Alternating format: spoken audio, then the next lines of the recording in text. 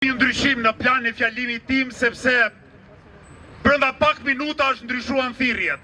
Emiliandia nisi një thirrje të vjetër të protestave studentore, kur ne u thoshim politikanëve të korruptuar keni vjedhur miliona. Jo pastaj disa zotri e pastaj Qaniu e korrigjoi duke thënë që ata tashmë vjedhin miliarda. Dhe ata kanë kaluar nga milionat e miliardat sepse ne i kemi toleruar, sepse ne nuk kemi organizuar dhe bashkuar si popull siç duhet, por t'u avën kufirin të thana. Sot, politikanë si Belinda Balluku, Edi Rama, Sali Berisha, Erion Veliaj, nuk duhet ishin pushtet. Sot këta njerëz do duhet ishin burg. Sot këta njerëz do duhet ishin duke shlyer fitin e 10 apo të 15 të dënimit, jo vetëm për korrupsion, jo vetëm për shpërdorim detyre, por për gjitha për tradhti, për tradhti të larta i popullit shqiptar, se kush vjedh një popull, kush vjedh me vite, me dekada një popull, është që lloji ta ketë tradhtuar atë popull. Ne e kemi thirrur sot këtë protestë që t'i kërkojmë 139 parazitëve brenda këtij institucioni që një ditë ta bëjnë detyrën e tyre.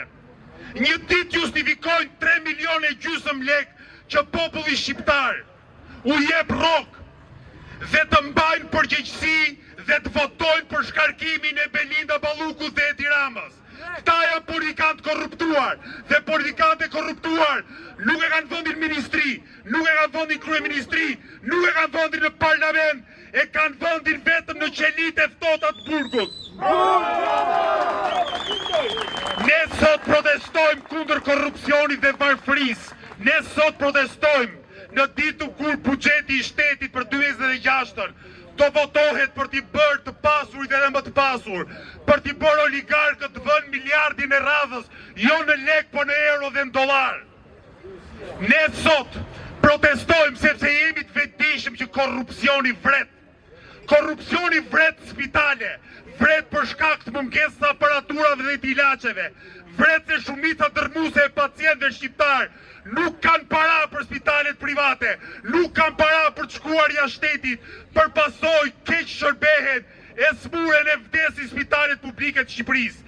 Korrupsioni vret sepse nga Shqipëria, më shumë se nga çdo vend tjetër, largohen çdo vit mjek dhe infermier, duke bërë që populli ynë të ketë një nga normat më të ulta në Evropë për numër mjekësh me numër popullsie. Korrupsioni vret në përskela në kantierët e ndërtimit, korrupsioni vret në miniera, aty ku ata që duhet mbikëqyrin respektimin e rregullave sigurisë në punë, marrin rishfetin apo rrinë dredhin zinxhirin. Korrupsioni vret, mos e harrojmë, vret dhe një rini që gjithë më shumë fatkeqësisht, mjerisht, dhe ky është kop kombëtar, një rini që në përmasa jo të vogla fatkeqësisht, duke i parë të mbyllura shtigjet e punës dhe të shkollës, detyrohet të kriminalizohet. Sa të rinj shqiptar kanë lënë kockat në Evropë e në Shqipëri, sepse nuk kanë gjetur shtigje jetese të jetetshme në vendin tonë. Po korrupsioni nuk mjaftohet vetëm me vdekjen. Korrupsioni të lë pa bukë. Pyesni veten tuaj o pensionistë që jeni këtu, pyesni 720.000 shokët e shoqet tuaja pensionistë që marrin pensione më të ulta se minimumi jetik, po të mos ishte për solidaritetin familjar, po të mos ishte për paratë e vajzës dhe djalit, sot do të kishim qindra mira pensionistë duke lypur në rrugë. Bravo! Korrupsioni lë pa bukë. Lë pa bukë të mjerë të kësaj shoqërie të varfrit të pamundurit, personat me aftësi kufizuara, ata të cilët do duhet përfitoni minimumin jetik, po ajo që marrin është më keq se lëmosha. Sot që flasi maksimumi i mbështetje sociale, i ndihmës ekonomike në Shqipëri për familje është 50.000 lekë të vjetra. Shteti shqiptar sot jeton me 50.000 lekë të vjetra nëse ja del dot. Provojni këta politikanë, provojni këta deputet, provojni këta ministra, të jetojnë me 50.000 lekë një javë, jo më në ditë, edhe a shikoni si çfarë do të bëjnë. Korrupsioni, përveç se vret, përveç se të lë pa bukë, korrupsioni të poshtëron. Korrupsioni poshtron atë vajzën, atë djalin e ri, nxënës apo student që studion, mëson dhe e di që vendin e punës do ta marrë një ignorant, do ta marrë një servil, do ta marrë një patronazhist, do ta marrë një hajdut votash, do ta marrë një blerës votash. Nuk ka gjë më poshtruese se të studiosh me vite tëra, me dekada tëra dhe të shohësh që nuk qa do të përpara. Korrupsioni poshtron punëtorin që punon 6 jetor në javë në të zezë, shumicë e rasteve, nuk ka asnjë javë pushim në vit dhe në vend që të marrë atë që meriton, në vend të gëzoj të drejtat e veta, duhet jetoj me frikë çdo ditë.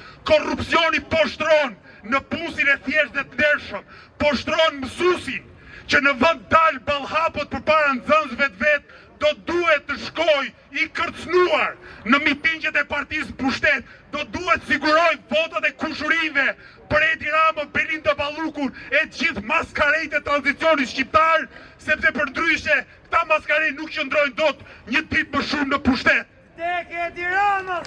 Tek! Korrupsioni të merr tokën, korrupsioni të merr ujin, korrupsioni të merr dhe diellin. Ju e dini shumë mirë me ligjin e investitorëve strategjik. Qeveria shqiptare u ka marrë tokën sa e sa bujshme fshatarve, sidomos Bregdet, u a jep oligarkëve që ndërtojnë resorte turistike, u merr ujin fshatarve nga Mirdita, Martaneshi, Vlora, u a than burimet ujore më keq se kuçetra në pralla. Korrupsioni të merr diellin dhe kjo nuk është shaka. Unë jam lindur në këtë lagje, jam rritur në këtë lagje.